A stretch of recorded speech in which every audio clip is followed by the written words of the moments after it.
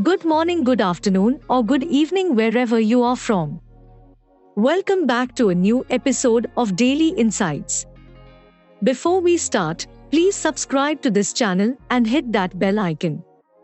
Without any further ado, let's get started. In this episode, we dive into the proposed expansion of the BRICS bloc to include 6 more countries: Argentina, Egypt, Ethiopia, Iran, Saudi Arabia, and the UAE. In 2001, Jim O'Neill, an economist at Goldman Sachs, conjured up a new catchphrase that took the world by storm.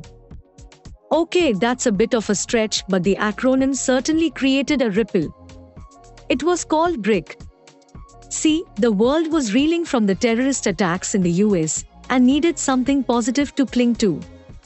And investors were on the lookout for countries that were growing. That's when O'Neill put his thinking cap on, ran through his financial models, and said, these 4 countries, Brazil, Russia, India, and China, BRIC, will deliver stupendous growth over the next few decades. It was meant to be an investment thesis. Tell people that these regions could provide a juicy money-making opportunity. Or at least, that's what everyone assumed the paper was about. Either way, the acronym evolved from that utility. Because 5 years after the paper, Vladimir Putin called on the rest of these BRIC countries. He told them they needed to band together. They needed to be allies and create a new world order. And thus, the BRIC bloc was born, the kind where countries sit together at a table to see how they can pursue common goals of trade and investment. In 2010, they invited South Africa to the table too. The group expanded because they wanted representation from the African continent. BRIC became BRICS. Just imagine, 40% of the world's population and around 25% of the world's economic output under one roof. And that made sense, right? But here is the thing. It doesn't seem like BRICS had much impact. They kept up with tradition, met each year, talked about their dreams and ambitions. But nothing practical came out of it. They didn't trade with each other either. They couldn't even cooperate or agree on stuff when the pandemic ravaged the world. And that's partly to do with 3 things. First, the group didn't form organically. It was birthed by a paper that simply spoke about economic prospects. That meant the group didn't have other shared interests. It's quite apparent when you think about the fact that just a year into the bloc, they added another nation, South Africa. Secondly, the growth amongst the countries was haphazard. See, in the past decade, only China and India have really grown. The others are tottering along.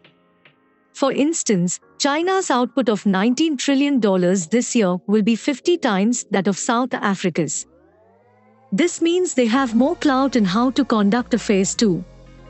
And when that happens, interests don't often align. And third, let's just say that, if you put India and China in the same room, they're not going to agree on much either. At the end of the day, it seems like there is only one thing of note that has emerged from BRICS, a bank called the New Development Bank. Think of this as an alternative to the World Bank or the International Monetary Fund, IMF, which people complain is often dictated by Western interests. When IMF or World Bank grant loans, they impose too many conditions, which might suffocate the growth prospects of a country receiving the aid. The NDB was meant to solve this problem by not imposing any conditions on loans. As of 2021, the NDB have approved projects above $30 billion. But people say that money is just a drop in the bucket. And maybe that's why Jim O'Neill, the same guy from 2001, boldly claims BRICS has never achieved anything since they first started meeting. So you have to ask, why will adding more members make the BRICS more successful now? Well, one argument is that a lot has changed in the past couple of decades. And now, there's a common enemy for everyone to unite against. We're talking about the US dollar. Are you familiar with the concept of de-dollarization? Countries were getting annoyed at the dollar's dominance. They were uneasy about how the US was flexing its powers to cut off access to foreign exchange reserves. And a trust deficit began to build. Countries wanted alternatives. Let's not forget that Russia is a pariah now. No one wants to deal with it. Then there is China, which is in a mess of its own. It's slowly losing the trust of global manufacturers who are looking to set up shop elsewhere.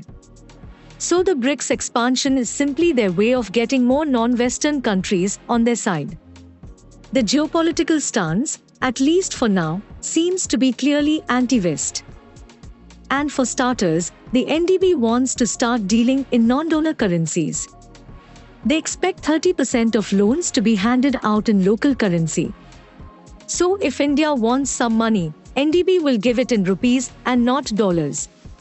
Countries can sidestep all the currency fluctuations this way.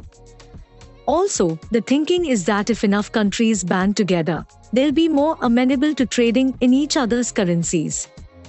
As Brazilian President Lula asked, why does Brazil need the dollar to trade with China or Argentina? We can trade in our currency. Now that's something that India will back to the hilt. We have been trying to get Russia to accept payments for oil in rupees. We want to internationalize the use of the rupee. Maybe these countries will open up trade in local currencies to each other. And that will increase the attractiveness of such a club. It will attract even more members. And we end up with a self-perpetuating network effect of sorts.